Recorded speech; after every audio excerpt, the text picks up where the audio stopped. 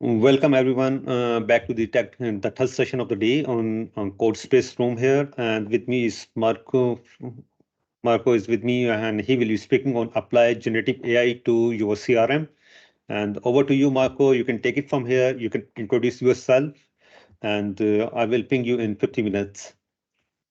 Thank you, Adnan. It's a pleasure for me to be here for the second year at Tech Day Pakistan.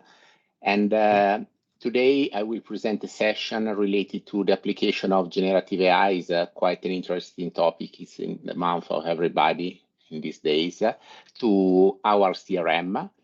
And just let me scroll my screen. So basically, just quick information about me so you can understand, let's say, my background. I'm the founder and CEO of Logol. I've been awarded for 7 years from Microsoft as MVP on AI applied to ERP category.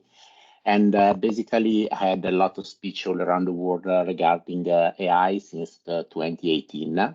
And I'm also a Microsoft certified professional and Microsoft certified trainer. What is interesting is that I founded two communities. The first one is called msAIhub.ch.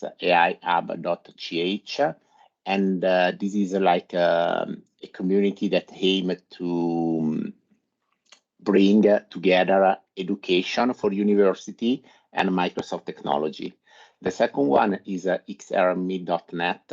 And this community is a community that targets more dynamic technology with a strong focus on CRM, and this is the European community. So today, what we will see is where everything started, because today everybody speaks about generative AI, but I started to speak about it like a few years ago. Then we have an evolution of the generative AI, and for sure the application with the CRM. And then we have a very interesting demo, because I think it's like the summary of 5 years of work where I tested different technology and different approaches. And I think I create a very interesting business use case. At the end, you will have the possibility to engage me with some Q&A session, and for the last 5 minutes. So as I said, I would like to start the journey where everything started. I was in Redmond here in 2019 in Microsoft. And when you are here, basically you have the possibility during the summit. Is a 7 days, is 5 days event in Microsoft Redmond reserved to MVP.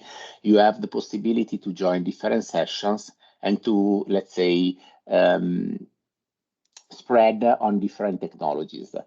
You have to imagine that you can join session regarding Office, regarding Azure, regarding SQL Server or data, regarding artificial intelligence. So you have the opportunity to see different topics. And what happened in 2019 already was that I would say basically all of the sessions that were presented by Microsoft, the word artificial intelligence was like the main topic there. So what I decided to do was to come back in Switzerland and to try to understand how to apply artificial intelligence to the real world, not only leaving it as a technical exercise. And what I understood was during this session was that the history were changing. So what we were, let's say, how we were approaching technology so far was dramatically changed. That's why I decided to understand a little bit of artificial intelligence. And I started to speak with a lot of people, clients, supplier, community as well. And then I received a lot of feedbacks from them regarding artificial intelligence, a lot of questions, really a lot of questions. And what happened is that I understood that around the world, artificial intelligence, there was like a huge confusion.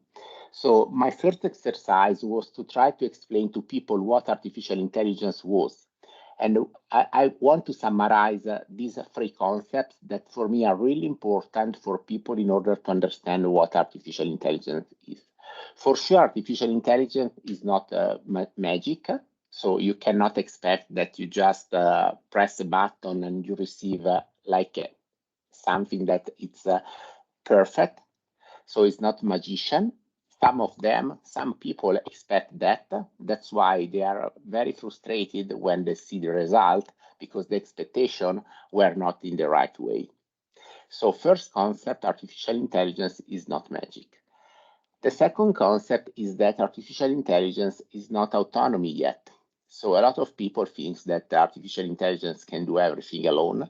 Is not. There is a lot of human contribution, at least so far. Maybe in the future will not be like this, but so far is like something that should be, for example, trained by human, should be, let's say, adjusted by human, configured by human, and then it's able to generate an output. The last concept is that artificial intelligence is not infallibility. A lot of people make a huge mistake when they, let's say, when they look to the result of an artificial intelligence technology, expecting like something that is 100% accurate. And here, for me, it's really important that people understand that also artificial intelligence can make mistake as a human. And sometimes when I speak with people, they say to me, oh, no, I don't want to use artificial intelligence because it's not 100% accurate. Do you know which is my response? I say to that, but when you work with your colleague, the output generated by your colleague is 100% accurate always. And for sure, the response is no. So what we should understand when we evaluate artificial intelligence is that we have to compare artificial intelligence with the average performance of a human. And I can say to you that in a lot of topics and fields, today artificial intelligence is much better than a human in performing some tasks. Now we can start to speak about generative AI. So when I started to speak about generative AI, I presented this slide. As I said, it was around 2019. So you can see on the right side like an output of 2018. And here we are speaking about a generative adversarial neural network. These are two neural networks that work together in order to generate something. In this case, they can generate like a fake human. So what you see here are not real human, but are fake human. And if you look to 2014, the output generated was not so accurate. It was like a black and white, for example, and also like not a perfect person. And then in 2015, like the performance improved and the quality improved year over year. And we reached in 2018 something that I would consider interesting, no? If we look to the last person, it's quite similar to a real person. But the question is how this neural network work. So basically, there are two neural networks that they want to generate something. In this case, a human. So the first neural network tries to generate an output. And the second neural network should understand if this output can be considered like a human or not in this case. If the first real neural network reach the result to cheat the second one, it will receive a premium from the second one. If it fails, it will not receive a premium. So in this way, the two neural networks work all together in order to generate something, in this case, one person. And now we are in 2024 already. So if we look to 2014, it's incredible how fast is the technology in order to improve the quality of the content generated. And today, here we are. So if you go to this website, that is thispersondoesnotexist.com, you can easily go there, press the button, and every time that you refresh the browser, the application using a neural network, GAN, Generative Adversarial Neural Network, will generate a person that does not exist. So if you go to thispersondoesnotexist.com, you can try and you can understand where we are in terms of generative AI in only 10 years. And then another thing that we have to consider when we speak about generative AI is like what the world perceive about technology in general. If I jump back in 2007, here we are in Japan, where like a standard school, they were using this method in order to teach children inside the school. And if I ask to, let's say, someone in 2007, what do you think about it? It's crazy way to teach people, no? Because I mean, it's 2007 was really like advanced technology in 2007 in order to teach children. And then also AI started to guide pathway. Here we are still in the east of the world, and you can see that there are two ways. Let me highlight my laser pointer. Here, this way is for people that walks looking to their smartphone, and here to people that walk without using their smartphone. So we have to understand that also public authority started to understand that something happened in like the technology environment, and they understood that this, let's say, huge advantage of the technology had also an impact on like the way of life of people. But again, we are 2007, and I can assure you that when I showed this picture to people in this date, the reaction was like, no, it's impossible. It's a crazy way to approach technology. And then this is a picture got in San Francisco, 2024, so this year, where with the release of Apple Visor, people start to work in this way also on the west part of the world. And this is something that, let's say, should be considered when we look to how to use generative AI in our application. And we will easily understand why I'm saying that. And I showed to you these slides that seems not to be applicable to your, let's say, daily routine, but we will see that that this is really important when we speak about generative AI. The last slide, because before to jump, let's say, more in an application of generative AI to a CRM, is related to the return of AI investment over the companies. Because when we evaluate the technology, we should understand the return of investment of our technology inside the market. Otherwise, the technology remains just an exercise for technicians that just tried to do something that will never be applicable in the real world, and that it's a mess because we are just testing something that has not an application on the real world. But when we speak about AI, it's not like this, because we can see that AI impacts bottom and top line of different countries. So it means that helps to increase revenue and to reduce cost. And then after 6 to 12 months, you already have in more than 40% of the cases a return of an investment that you did in AI. And the last message is that the return of investment is across all the industries.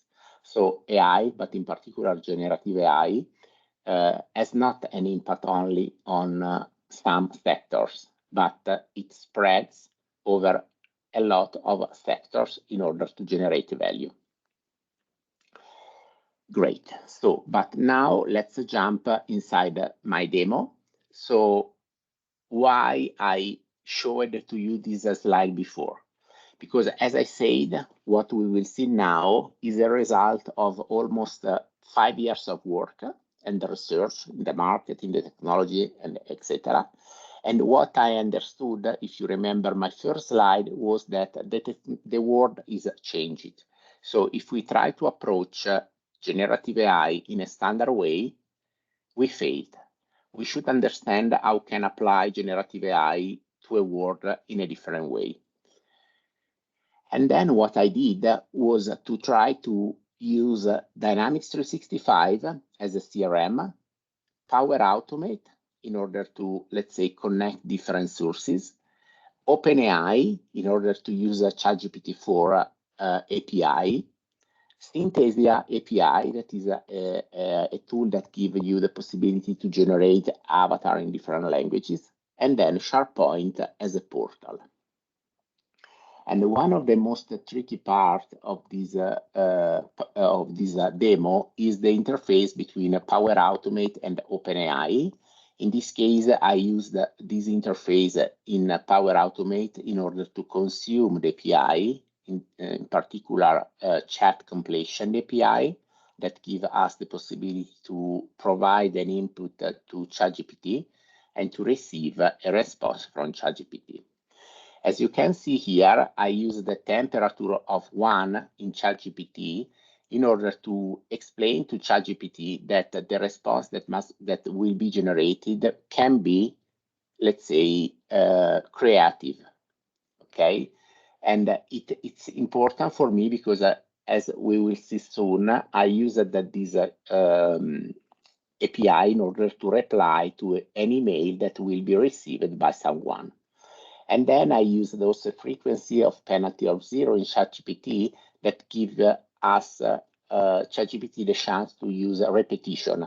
Okay, and this is really important for me in order to help generative AI to stay focused on the content. So the output is creative output and focus on the content with temperature 1 and penalty of 0. And now let me just show to you which is my idea with everything together. So first of all, I would like to explain to you how to connect with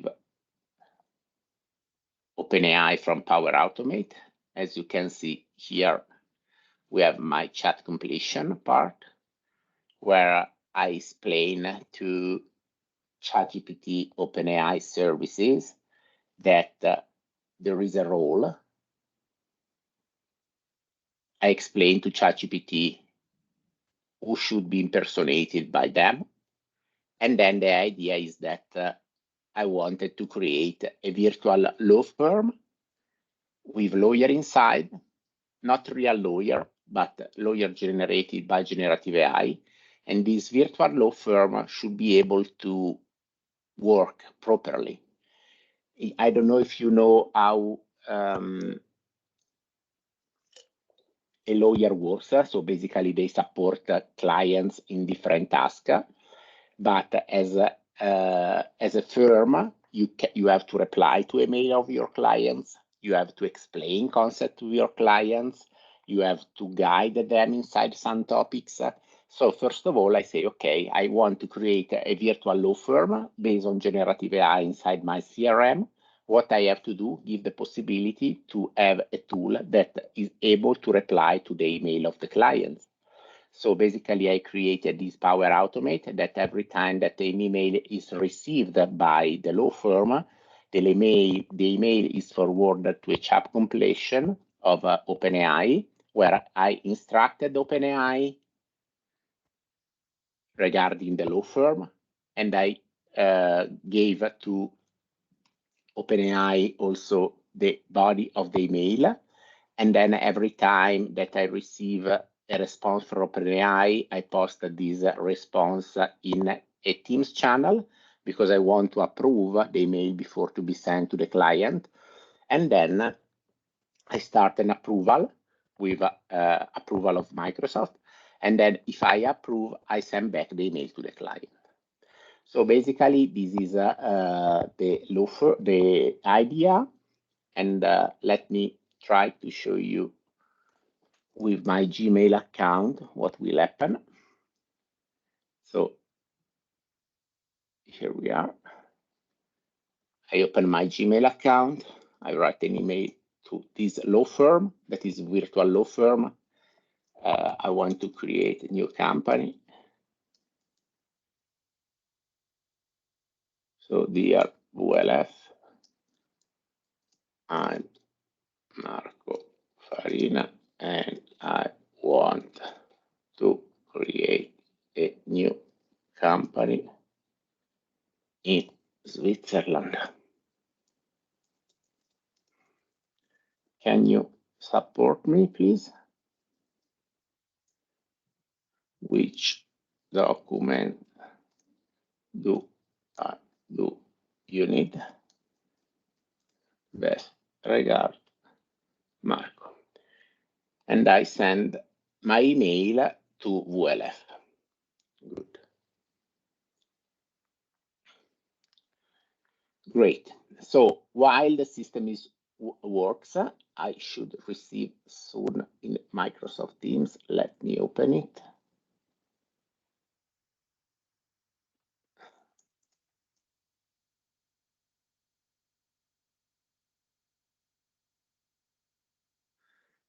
As I switched my account to Microsoft account, I need to re-log in back. Just a moment. Okay.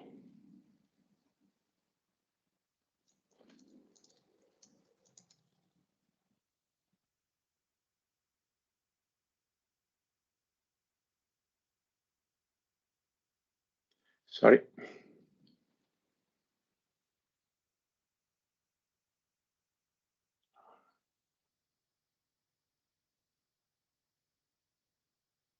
I have too much account signed in, sorry.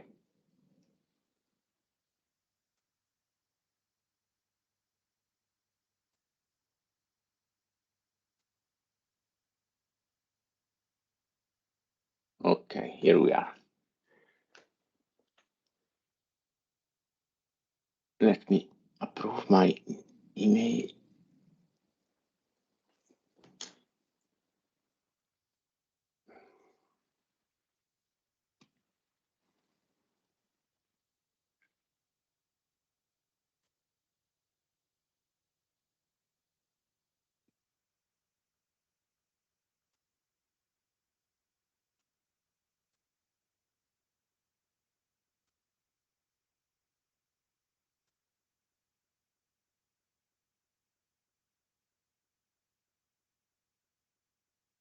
Just a moment, it's quite slow.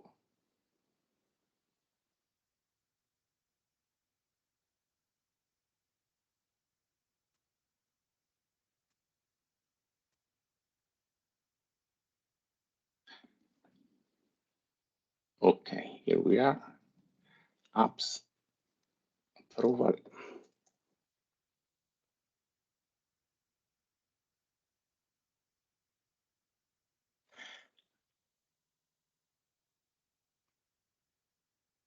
Okay, so as you can see here, I have a request that I received this morning of approval of an email from WLF. And here I have a message that asks me, this is the message from OpenAI that asked me if I wanted to reply on this way to the email. And if I go on approvals, and I open this request and I approve, I will receive the approval inside my Gmail account. So basically, I have created something that is able to receive an email from a client, generate a contest. In this case, I explain to ChatGPT that I'm a law firm. I provide information about the law firm that will be used in order to generate a response to my email. And here we are. We have the response of my email. So as you can see there, Marco Farina, thank you for reaching us at WLF. We are also ready to provide legal support in your endeavors. establishing a company in Switzerland involves a considerable legal procedure, and we are ideally positioned to guide you through this process. And here are the documents that I needed to be provided. And here I have the explanation of the law firm in terms of lawyer that works inside. So basically, I've created a system that is able to reply to a question of possible clients of the law firm. But as I said, I applied generative AI in a more effective way, and I want to have a full law firm that works for me. So what I did is use generative AI, ChatGPT, and other services like Synthesia in order to generate people that they don't exist. And this is the law firm that I have created. Dear Marco, welcome to the VLF Law Firm portal. I'm Claudia, a partner at VLF, and it's my pleasure to introduce you to our user-friendly platform. Here, you can easily access your documents and receive tailored legal consultancy. Our team is committed to providing you with exceptional service and support. Please feel free to navigate through the portal and explore the resources available to you. Should you have any questions or need assistance, just ping me. So as you see, I have created an avatar, so this person does not exist, that is able to speak, in this case in English, with a content generated by generative AI. So the text and the words that this person said, they are not generated by human, by generative AI, and this person does not exist, is generated by generative AI, and is able to perfectly speak in English. But inside this virtual law firm that is inside my CRM, I want to provide information and consultancy. For example, here I have different topics generated by generative AI. I have topic related to intellectual property, and this is the data protection law in Switzerland. But if I go inside, I can access to information regarding the intellectual property. So again, here I have a lawyer that is not a real lawyer, but is a virtual lawyer generated by artificial intelligence that will speak about intellectual property. But now we will see something that is also more interesting than before. Welcome to VLF, the virtual law firm. I am Lisa Keller, a partner here at VLF, where we specialize in the realm of intellectual property law, blending legal expertise with cutting-edge artificial intelligence. As you navigate our website, you will find a dedicated area for all your intellectual property inquiries, specifically tailored for Swiss legislation. Here, you can easily submit your questions and receive prompt, AI-driven legal insights. Our platform is designed to offer seamless, intuitive interactions, ensuring that your intellectual property needs are met with precision and efficiency. Thank you for choosing VLF. We are committed to safeguarding your innovative ideas and creations with unparalleled legal expertise. Willkommen bei VLF, der virtuellen Anwaltskanzlei. Mein Name ist Claudia und ich bin Partner hier bei VLF, wo wir uns auf das Gebiet des geistigen Eigentums spezialisiert haben, indem wir juristische Expertise mit modernster künstlicher Intelligenz verbinden. Auf unserer Website finden Sie einen speziellen Bereich für all Ihre Anfragen zum geistigen Eigentum, speziell zugeschnitten auf die Schweizer Gesetzgebung. Hier können Sie Ihre Fragen einfach einreichen und schnelle, von KI getriebene rechtliche Einsichten erhalten. Unsere Plattform ist darauf ausgelegt, eine nahtlose, intuitive Interaktion zu bieten, um sicherzustellen, dass Ihre Bedürfnisse im Bereich des geistigen Eigentums präzise und effizient erfüllt werden. Vielen Dank, dass Sie sich für VLF entschieden haben. Wir sind verpflichtet, Ihre innovativen Ideen und Kreationen mit unvergleichlicher rechtlicher Expertise zu schützen. 欢迎来到 VLF， 我们是一家虚拟律师事务所。我是 Lisa Keller，VLF 的合伙人。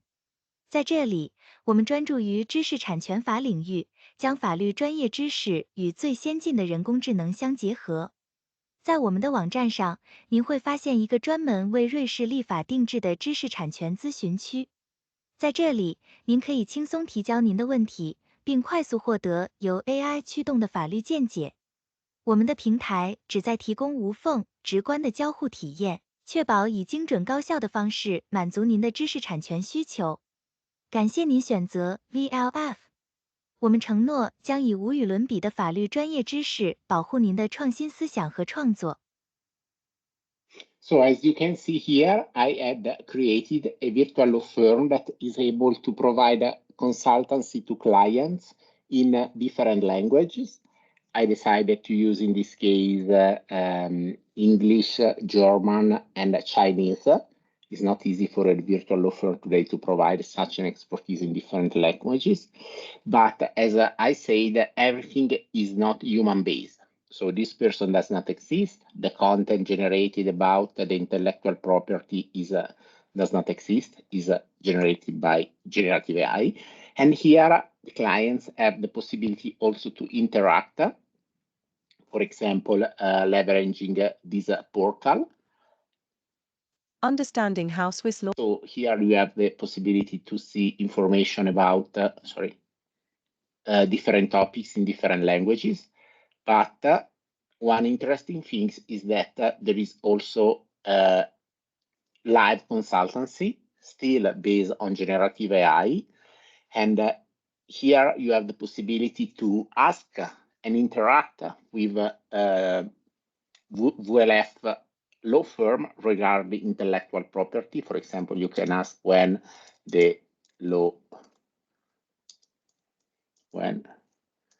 was the law published.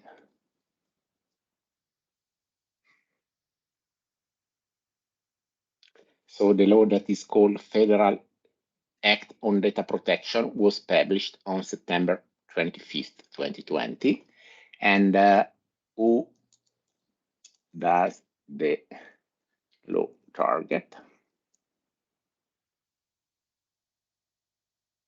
And here you have information. So basically what I did is here I connected an indexer of OpenAI services of Microsoft to a data source that is in this case is the complete law regarding data protection in Switzerland. And inside this virtual law firm, you have the possibility to ask a question regarding the law and to interact. So if we jump back in our virtual law firm, what you can do is to have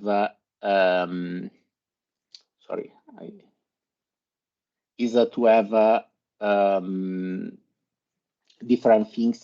The first one, possibility to write an email and to receive a response from the virtual law firm.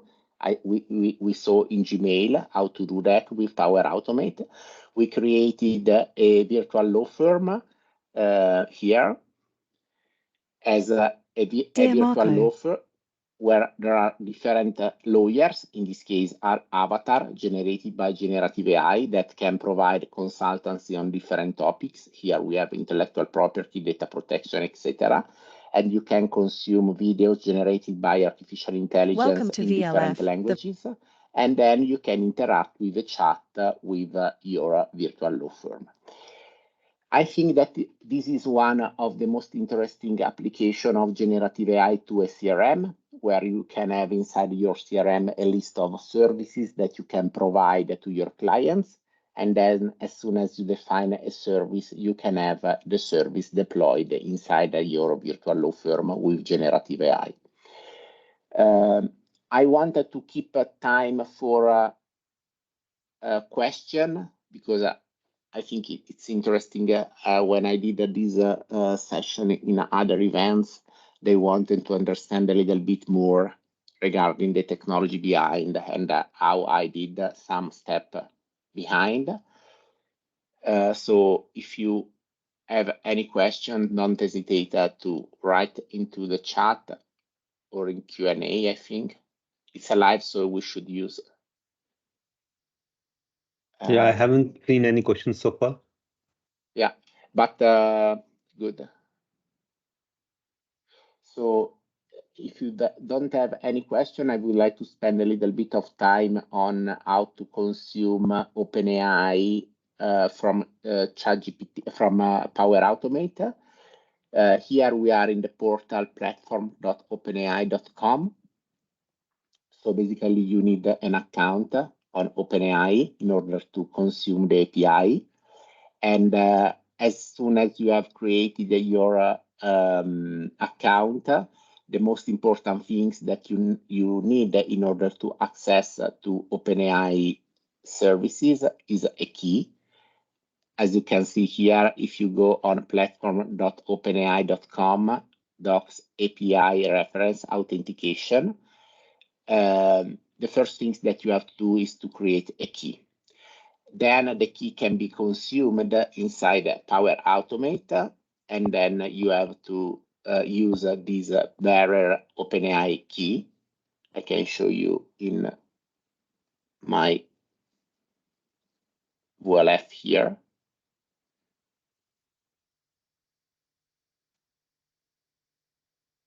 Basically, here you have the connection that you need to consume.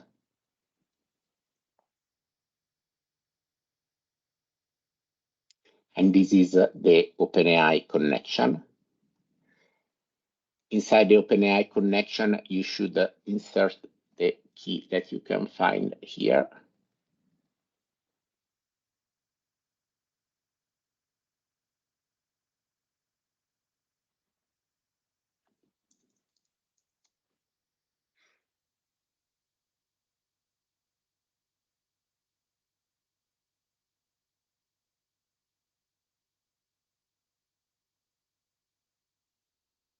Correct. So basically, this is the URL that you have to use. And then you can decide which parameter you want to set up in your request. Just to give an example, what I did here inside Power Automate was this thing. Great. So I show you here.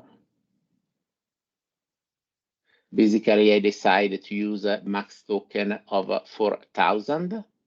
As I said before, you can set up also the model that you want to use.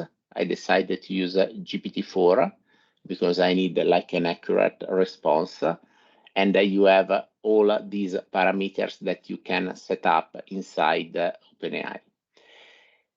It's important that you understand that as I did here, I created a body message. The first one, I defined the role as a user, and then I explained the content. And then I define a second part of the message, again, with a role user when I provide my body of email inside. So the only things that you have to do in order to consume ChatGPT is to create an account, generate a new key. Just let me switch back on the OpenAI references here. So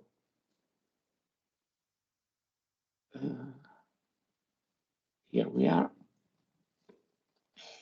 This is my account, for example, platform.openai.com. And if you go on personal, you have API keys. This is the key that I consume that will expire in the future. This is the last time that I used it today because we did the call together. And then when you create a new key, for example, this is the key that you have to copy and paste inside Power Automate as a barrier, as I explained before. And then it gives you the possibility to consume OpenAI services accordingly to the price of OpenAI for the model that you decide to consume. The last part that is interesting for you is this one. Let me go here in the CRM part.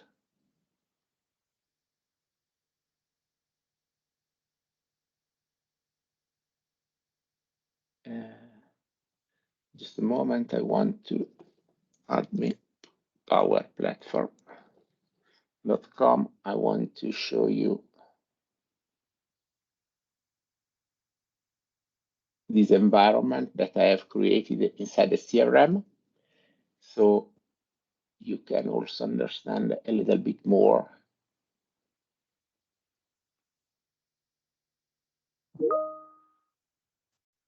Here we are.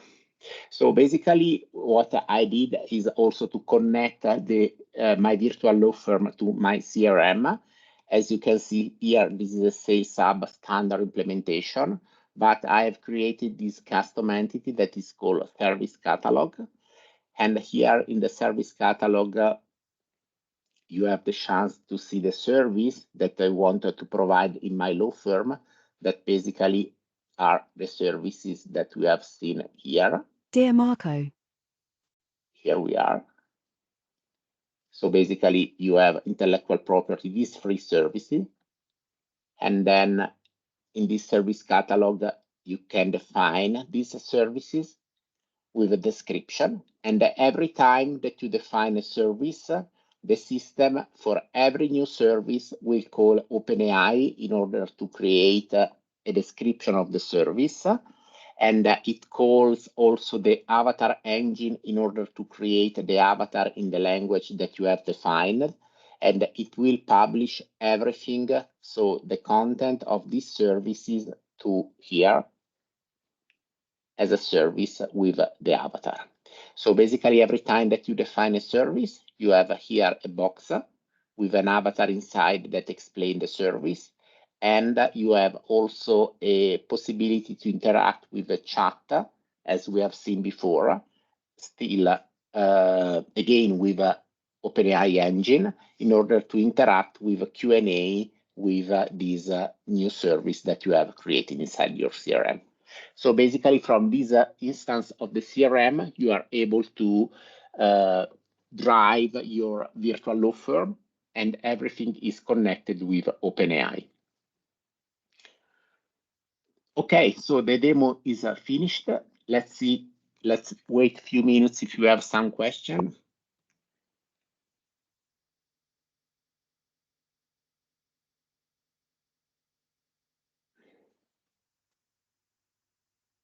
Nothing posted yet. Yeah. Okay. Let's wait a few minutes.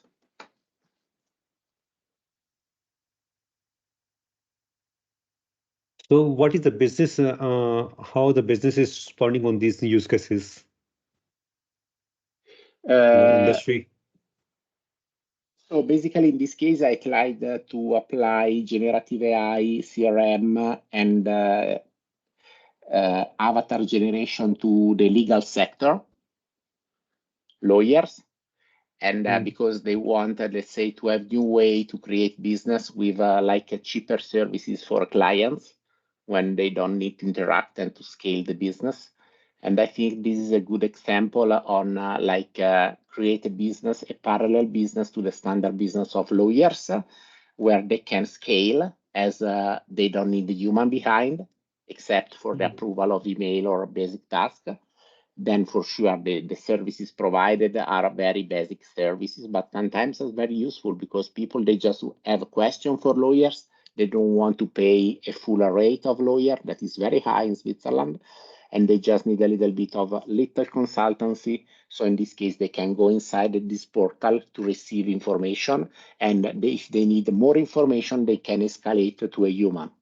So this is the business model behind. And in this case, we applied generative AI 100% for text generation, for reply to email, for avatar generation, for interaction with documents, and everything is connected to a standard implementation of Dynamics 365.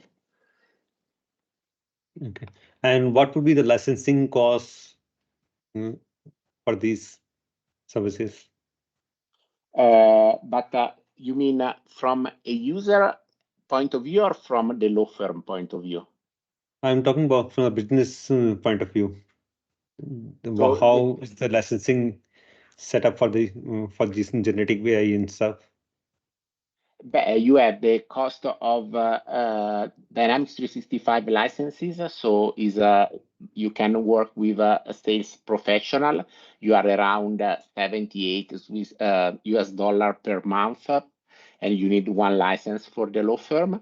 And then you need the license of OpenAI. This is around $29 per month, where you can use in order to generate the content. And the last license that you need is the license for avatar generation. I use the synthesia.io. And here you can still be around $250 per year.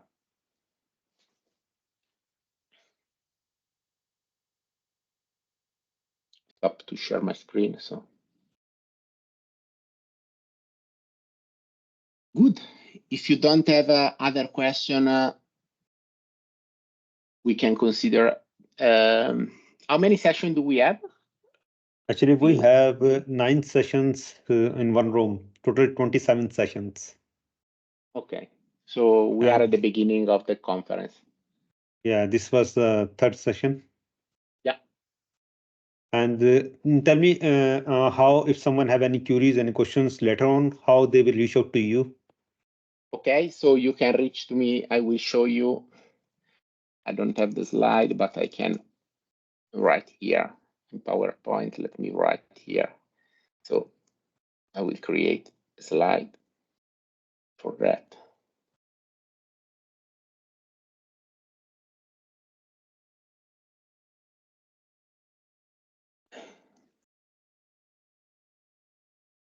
You can just share the screen once you have written. Yeah.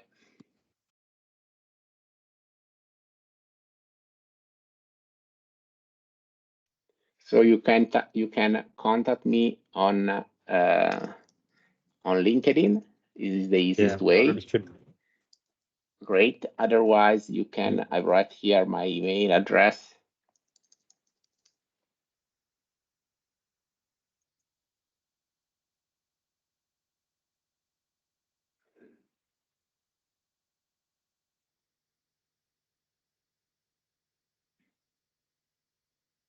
You can reach me at my email address, that is marco.farina@logol.com. But Okay. the easiest way is always LinkedIn for me. I'm quite reactive on LinkedIn. And thank you so much for your time. And the recording Thanks of the a lot. session will be available on Tech Day Pakistan YouTube channel soon. And great. Good. So congratulations for your event. I wish to you a great rest of the day with other speakers, and I hope to see you next year.